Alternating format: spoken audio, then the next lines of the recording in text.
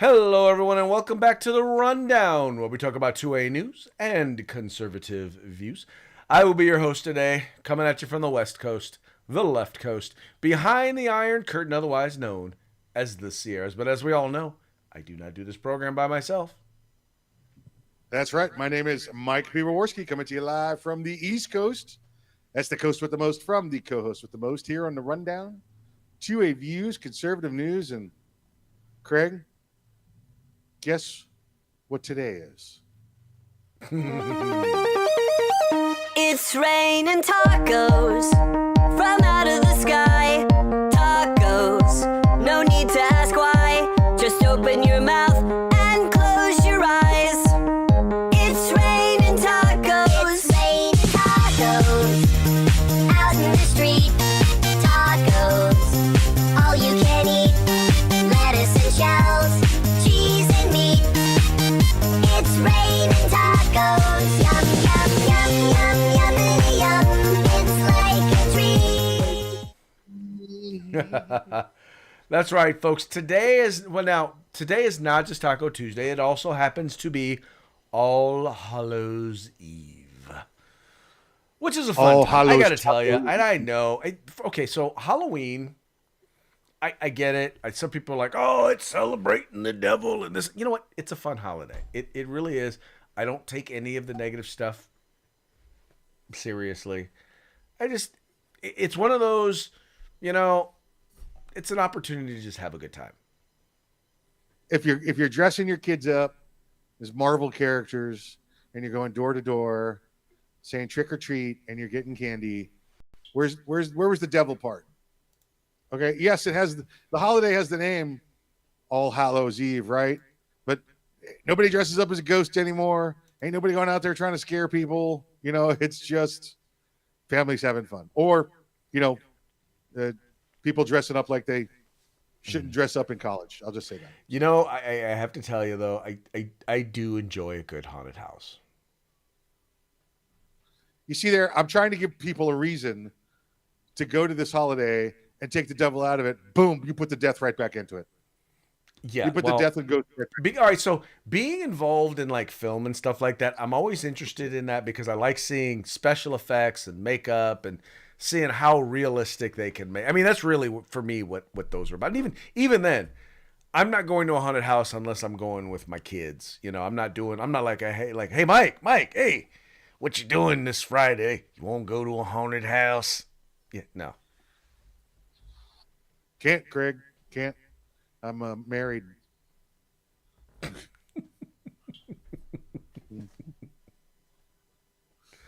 I won't even begin to question what you meant by that, but that's okay. That's okay. Anyway, today is not only Taco Tuesday, which we'll enjoy, but it also happens to be Halloween or All Hallows Eve, or hey, it's the beginning of the holiday season. Because after this, if you're lucky, you'll get some Thanksgiving, stuff out there. You'll get to see some things, but pretty much what's going to start happening is everyone's going to start pushing Christmas on you. 12:01. You know what you're getting tonight? Mariah Carey. Bam. Just like that. It's coming to you. Right there. All night long. It's coming to you. want for Christmas. No. Oh. That's what Halloween horrible should be about. And not attractive. That's what Halloween should be about. It should be like a giant like one of those serious races, to almost like the Nick Cage with the Constitution movie. What was that one? That was National Treasure. Yeah, it should be National Treasure. It should be like a national emergency. Everybody has to get together to keep Mariah Carey from singing. That's what we all should be doing on Halloween. 330 million should be coming together, holding hands, and singing anything but her song. The problem is it's not that she cannot sing. It's just that they play the same songs over and over and over and over. Yeah, there's only like 3 Christmas songs out there, right? I mean, you got Mariah Carey, right? Mm-hmm. You got the grandma got run over by a reindeer. Mm. And then there's the Feliz Navidad. Okay, so before we get into the show, I just have to ask, and I realize we're like, God, I'm like totally getting into like the whole let's push Christmas early thing, but I gotta ask, since we're talking about it, if you had a favorite Christmas song and a version of that song, what would it be, or do you? I like the there's a Feliz Navidad version out there, but it says the police have a dog. The police have a dog. Yeah, You would. I like that. Why? The funny part is that completely and utterly does not surprise me whatsoever. It's one of my Being favorites, honest, I will say it is I'll Be Home for Christmas and is the Rascal Flatts version. yeah. Okay. Yeah, they mostly do it a cappella. Anyway, it's good. I love that one. I Especially don't even know who that is. So. you've never heard of Rascal Flatts. Yeah, those ones with Spanky and Alfalfa, right? No, those are the Little Rascals. Rascal Flatts Oh. is a country group. Or was a country group. I don't think they're a group anymore. Anyway, moving right along, before we get into today's program, let's go ahead and have Mike give a shout out to our sponsors. Hitman Industries, that's hitmanindustries.net. If you got yourself an AR in the past 5 years, probably got one of their barrels and don't even know it. Well, now you can buy from them factory direct for your next AR build or rebarrel your current AR platform. That's hitmanindustries.net. California Republican Assembly fighting the good fight behind enemy lines.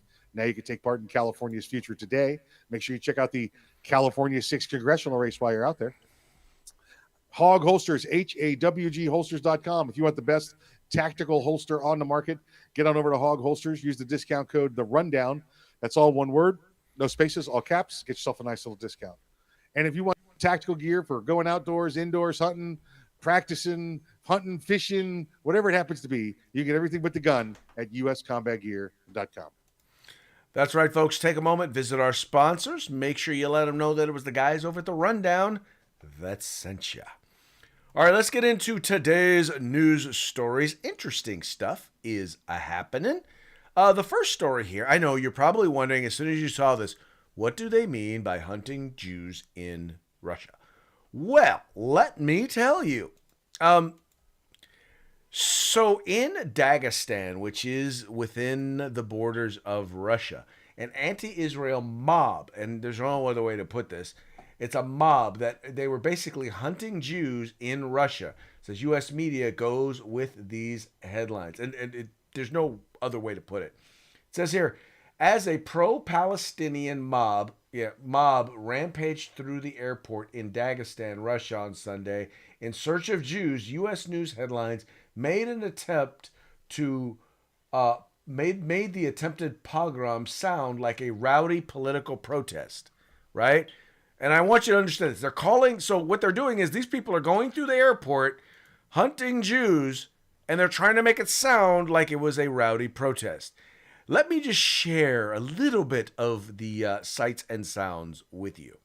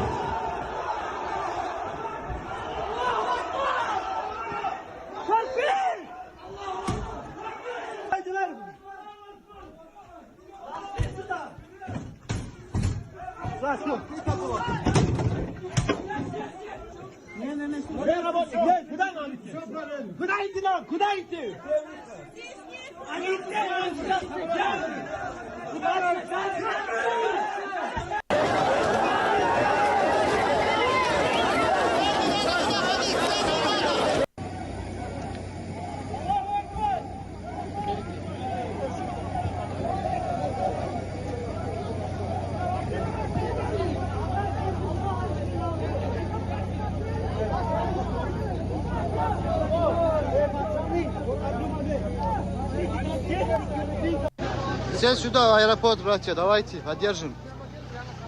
Вот мы зашли сюда. All right, now, Mike, just to be honest, it's kind of funny the way the Telegraph said, well, they said all Jews should be expelled. Expelled was not the term that they used. Oh, I think they meant expelled from the aircraft so they could have them. Yeah. so that they could kill them. Yes. Oh yeah.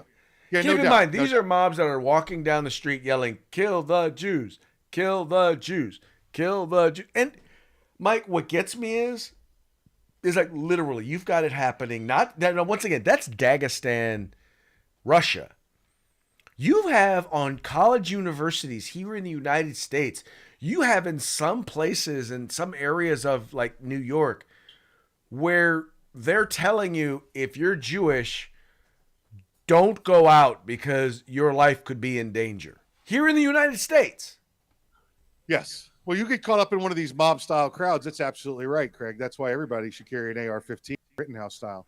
But you know they have these Palestinians there, these terrorist supporters over in Russia. And frankly, Craig, I'm surprised the Russian police didn't come out and honestly just kill them all. I mean, you had them in a restricted area on an airport. You know, they're clearly breaking the law. And when you break the law in Russia, everything's got, you know, there's no use of force matrix. It's they shoot you is what the police do there. I'm surprised they lived through this. I'm surprised. I really am. They haven't. Listen, Russia knows they have a very sordid past when it comes to Jews. You know, Russia has always been a place where Jews were. Communism wasn't the best thing for Jews in the world. We know that. But when the Germans came into Russia, okay, one of the things they did besides trying to kill, you know, Russians to win the war was they either on the spot or shipped to the concentration camps over 2 million Jews. Mm-hmm. So of the 6 million Jews you hear being killed during World War II, 2 million were kidnapped from Russia. Russia did very little to protect their own citizens. So they really need to be careful of that now. And I think this may set in after a day or two, Craig. And you probably won't see this happen again in Russia. Well, but then, Mike, you also, and keep in mind, let's consider the entire context. How many military age Russians are now have died in the war with Ukraine? And so some of these soldiers, some of these whether they're soldiers or police, are probably not your normal front line, and they probably are highly understaffed, undermanned, and they're probably like, you know, there's not enough of us to really handle this mob, so it's probably best for us to just let them go. Yeah, which very well could have been. They could have been overwhelmed. I'm just saying, if it's not the Russian police that'll take care of this, it's the the other Russians that'll take care of it. You know. Yeah, quite probably the other Russian police. Yeah. Yes. Yep. Anyway, but you know, once again, and just going back to here in the United States, it is crazy. Once again, the level. I mean, when you say anti-Semitism, it's like, look, okay, you have one side that says kill everybody on the other side. That is our goal, to end their nation and kill everyone on the other side, right? You have the other side saying, look, we just want to exist in peace. And yet you have people, Americans included, who are like, yeah, we're siding with the people who want to kill all the people on the other side. Let me clarify. We're with the people that want to kill all the Jews. So I have a theory. Uh-huh. And I believe that many people in this country, without research or education, would default to being on the Palestinian side. And yes, I probably agree with that. Yeah. Okay. Our country was formed by, militia, correct? Yes. You know, we were criminals. We were the underdogs. We were the ones under the thumb of the tyrants, right? Yep. And it's always been a tradition in America to cheer for the underdog, right? To cheer for the band of rebels, to cheer for the freedom fighters. That's always been I mean, look, what is Star Wars, Craig? I mean, that's exactly what it is, you know, right? We cheer for the underdog and the freedom fighters and the rebels. And when you see just on the news, country has this Israel has its own country, and you have these band of militants trying to, you know, secure more freedoms. I think that's where people naturally default. And I believe that reason that's gained more popularity is because in the last 2 generations, you might as well throw religion out the window. Who goes to church anymore or goes to a parochial school? So they don't know the difference between the Muslims' religion, the Muslim Islam, and Judaism. Okay, otherwise they would realize which is the right choice to be making there. So I think with the lack of religious education, and with the overall we go for the underdog and the freedom fighter, that people would default to the Palestinians without any extra knowledge. Well, you're probably right, but it's also a lack of understanding of once again, the politics of and really what's going on in the entire region, because the Palestinians are just one of the many Muslim governments that are surrounding Israel. Israel is small compared to the number of neighbors that they have around them that are not just majority Muslim, but Muslim run practically theocracies in most cases. And most of them have, as a big part of their thing, they want Israel gone. Period. No, and I agree with you that, but I'm saying that's where I think the average citizen has not educated themselves on those facts. Well, exactly. And they don't really realize, like you said, just how small, especially as a nation, Israel really is. Yeah. And by the way, also how under attack they are. I mean, think about this. If you had Mexico firing rockets on a daily basis into the United States, how long do you think it would be before Americans were talking about invading Mexico and putting an end to that crap? Yeah. The closest size landmass comparison, Craig, is New Jersey. New Jersey's about the same size as Israel, almost identical. Yeah, but somebody needs to invade New Jersey. Preferably conservatives. Oh, listen, no, we just need to put a wall up. They'll take care of themselves. we just need to put a wall up. Yeah. Just tell all the good conservatives, look, we'll give you all the armaments you need. Handle your business there in New Jersey, but we're putting up a wall. Remember the movie in the 80s, Escape from New Jersey? Oh, wait, it was Escape from New York. They almost got it right. They almost got it right. Just put the wall up. It'll be fine. We put all our prisoners there. Shorter buildings. Just shorter buildings. That's all it was. Yep. Or maybe they just the wrong side of the wall. Yeah. Definitely on the wrong side of the wall. Definitely on the wrong side of the wall.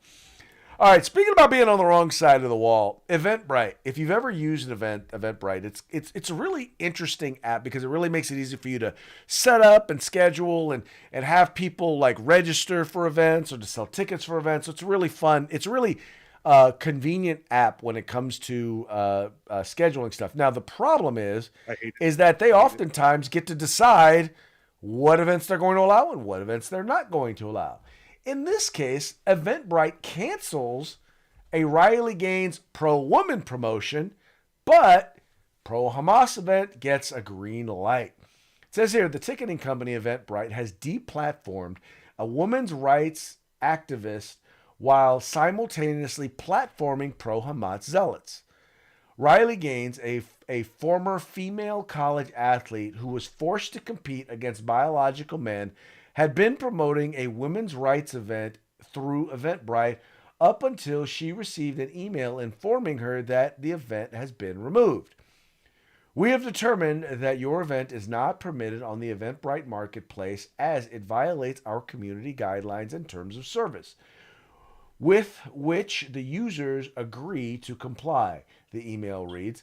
Specifically, we do not allow content or events that through or on or off the platform activity discriminate against, harass, disparage, threaten, incite violence against, or otherwise target individuals or groups based on their actual or perceived race, ethnicity, religion, remember that one, national origin, remember that one, immigration status, gender identity, sexual orientation, veteran status, age, disability, and it continues. Now, the funny part is, the event, not there, here we go. Seen here is an event page for an event description in which Hamas terrorists who butchered 1,300 plus, it's now up to 1,500, Israeli men, women, and children are referred to as Palestinian resistance fighters.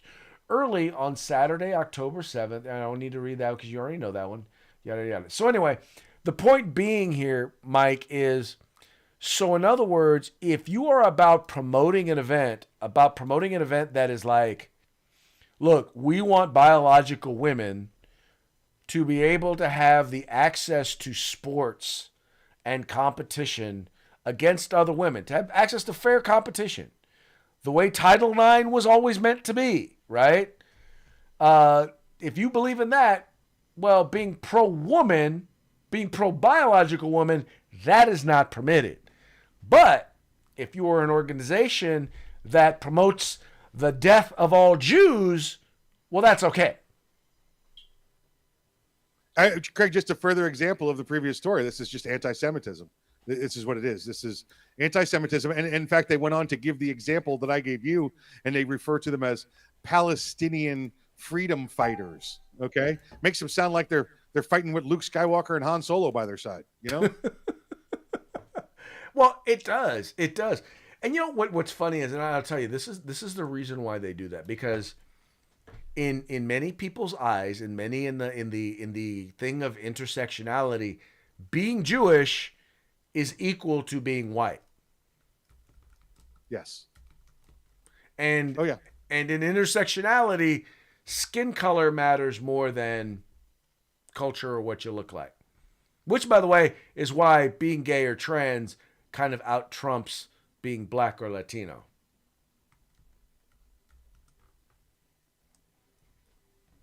In the game of intersectionality. I'm just wondering if you could use a different word there besides Trump. Why you got to tie him into it? Oh, you don't like the term Trump? He got enough problems on his hands. Why you got to bring that in? Got enough problems on Donald Trump, huh? So, like, let me show you this. And this is the thing. So this is the one. I was looking for this. Open image in new tab. So I wanted to show you this. Now, in the eyes of many on the left, these folks right here, and if you look at them, they're considered white. Now, there are various different shades, but for the most part, I hate to say that these aren't white people. No? Yes? Maybe? They're well, I mean, you're talking about Ashkenazi Jews. You're talking about going back 2,000 years. I mean, you're going to have a little bloodline disillusion or distortion since then. Well, the point, though, that I'm making is Jews come in various different colors, right? There are Jews who look like white people. There are Jews who look like Africans, right? There's the diaspora in the Jewish community, especially there in Israel. Yeah, and listen, I've always had an issue with this, and if you sit down with the people of Judaism, they have the same, but they've kind of gotten caught up in the vernacular that we use. There's a big difference between an Israeli, a Jew, and a Hebrew. Okay, Mm-hmm. And somebody who's Hebrew. If you're Israeli, you're from Israel, right? Doesn't matter if you're what you are. Your people went there. You're born in Israel. Anybody can become a Jew. Okay. Yeah. Anybody can become a Jew. Hebrew is religion. That's when I hear people say I'm half Italian, half Jewish.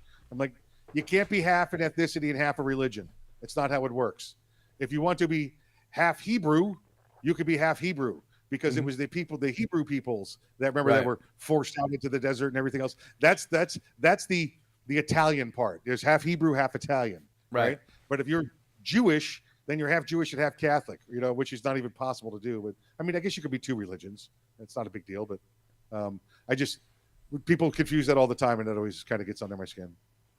Right. But the point is that there are people, there are Hebrews who of different skin tones and skin tones. There are, I guess the point I'm making is that claiming that they're all white or lumping them in with white people just because it's more convenient. And here's the reason why they do it.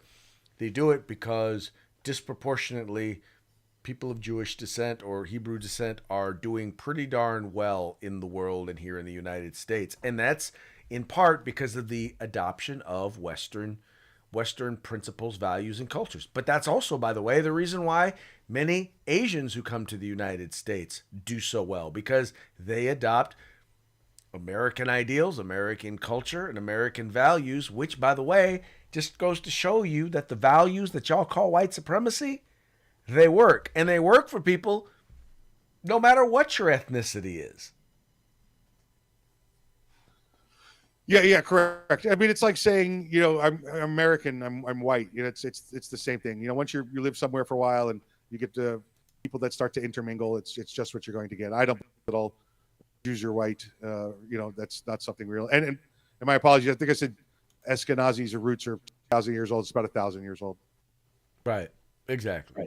So anyway, folks, yeah, it's just kind of, I just thought I would throw that out there. Once again, Eventbrite, woke corporation, siding with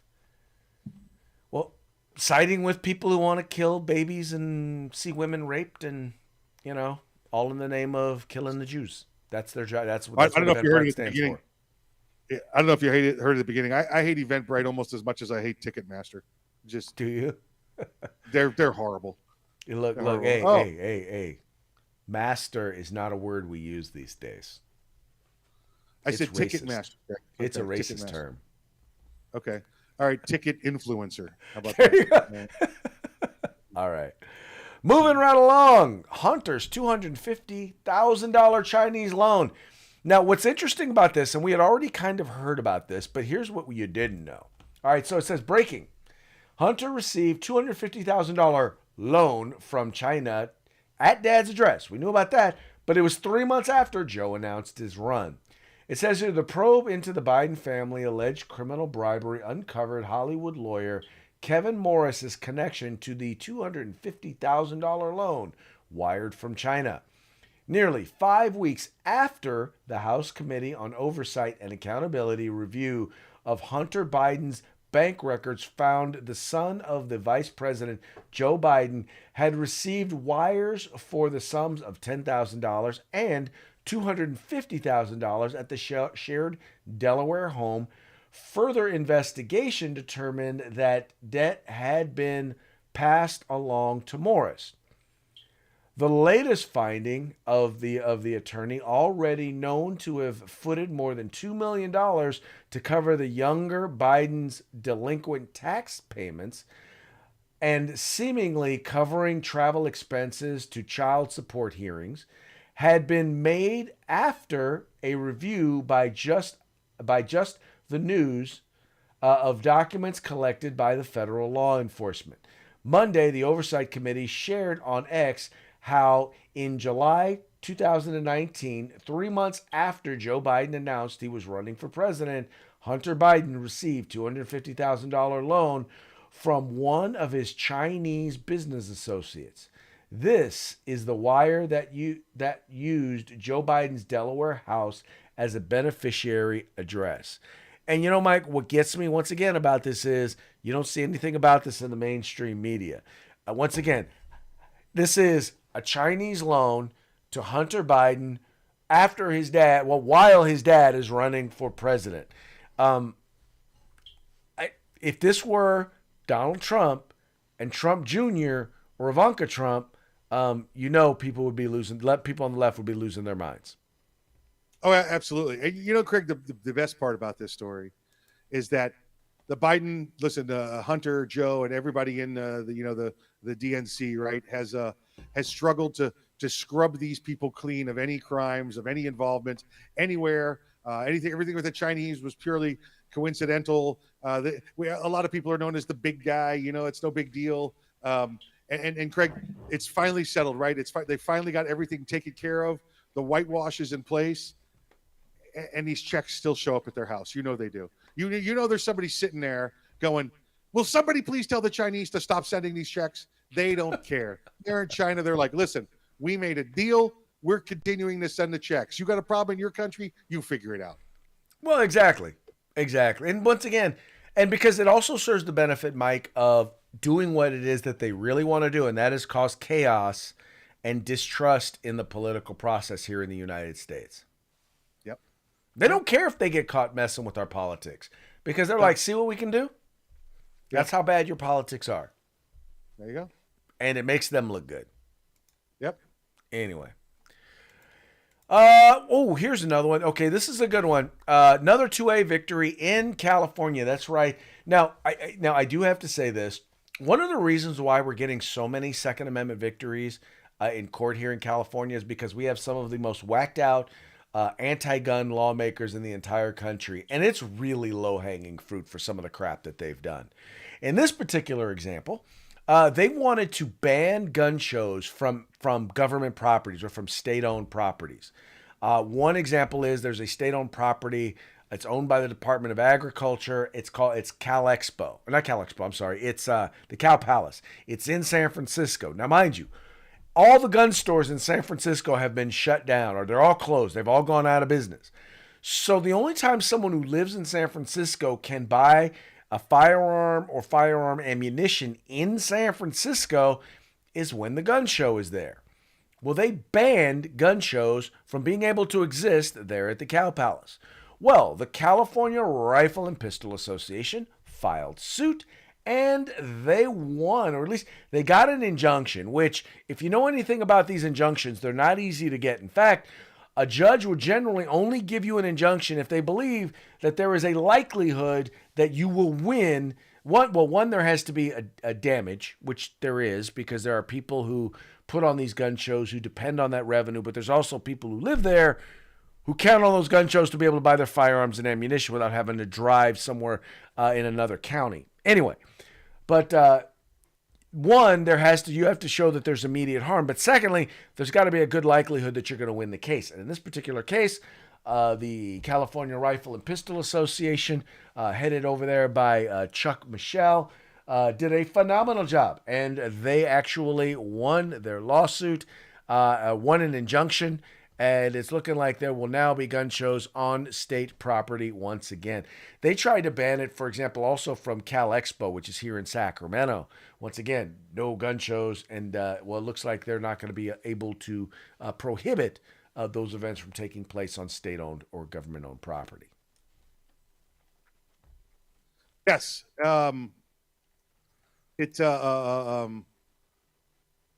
This is great news, obviously, for California, right? There were a couple. I know they tried this in Florida too, where they said they couldn't. A couple of the lower jurisdictions here said, "Oh, we don't like guns, so you can't do them in government buildings." They're like, "Well, listen, if you're renting it to the lizard show, then you're renting it to the gun show also. It's just as legal, if not more specified, because it's an enumerated right in the Constitution for people to exercise these rights, and you're not prohibiting that." This was U.S. District Court Judge Mark Holcomb there, who serves in the in your district. So not like we usually see, Craig. Judge St. Benitez. So St. Benitez. Yeah. So I wonder who appointed Mark Holcomb. Let's see.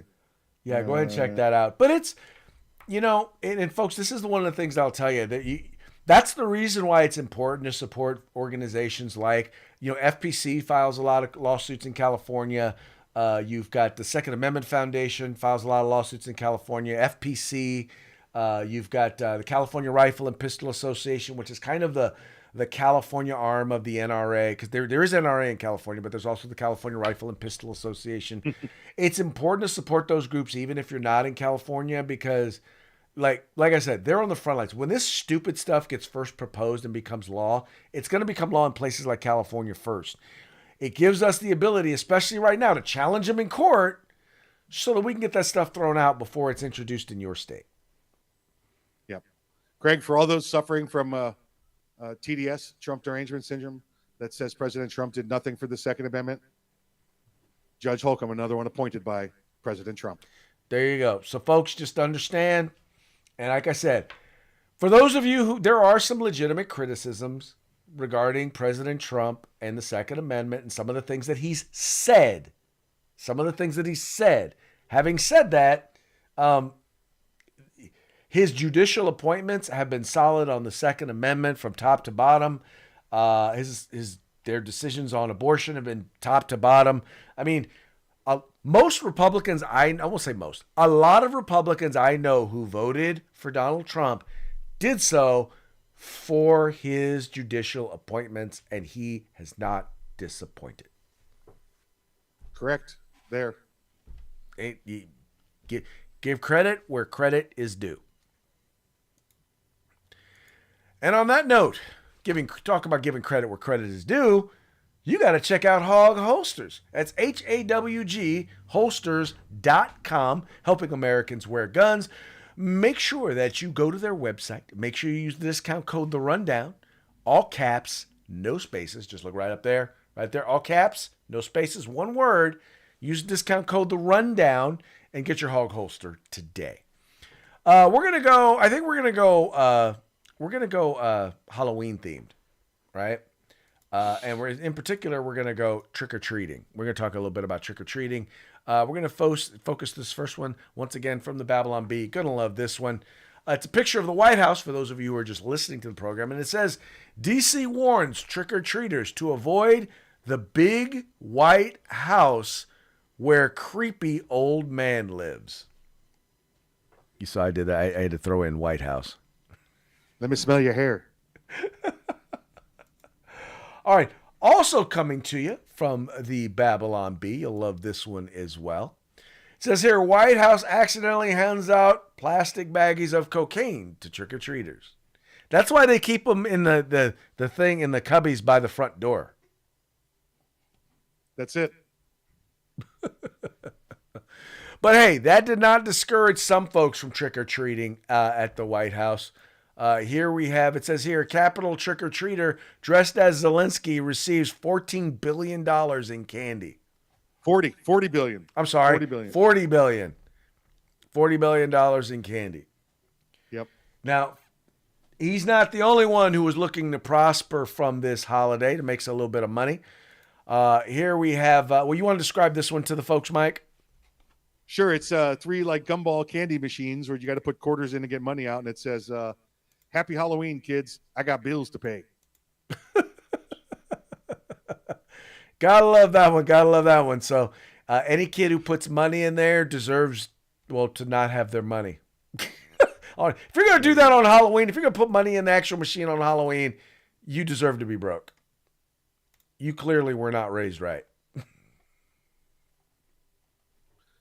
Well, listen. All right, folks. Every situation's an opportunity, right? Yeah. There you go. There you go. All right, well, it's about that time for us to hit the road. But before we do, it's time for a quick shout-out to our sponsors. That's right. Hitman Industries, hitmanindustries.net. You can get rifle and pistol caliber barrels, any length you desire for your next AR, rifle, or pistol build. Check out hitmanindustries.net. California Republican Assembly fighting that good fight behind enemy lines. Now you can take part in California's future today. Don't forget to check out the California 6th Congressional race while you're there. And, of course, if you want some tactical gear for outdoors, indoors, hunting, fishing, camping, whatever you want, minus the gun, you can get at uscombatgear.com. For those of you who are new to the program, you may or may not know, what Mike was referring to is myself. I am running for the 6th Congressional District here in California, seeking to unseat an anti-gun, anti-American Ami Bera. But, folks, I need your help. I really do. I am not independently wealthy, as much as I'd like to be, but I'm not independently wealthy, which means I can't fund my own campaign, which I need your help. If you can kick in just a little bit, $1 here, $1 there, $5 here, $20 there, $3,300, which is the max that you can donate, please do us a favor. Visit craigdeluz.com. That's craigdeluz.com, and encourage your friends to do the same. And on that note, we're going to call it a day. We appreciate you liking and sharing the program and encouraging your friends to do the same. We will be back tomorrow on Hump Day, enjoying the beginning of the weekend. We hope that you will join us. And if you don't, on you.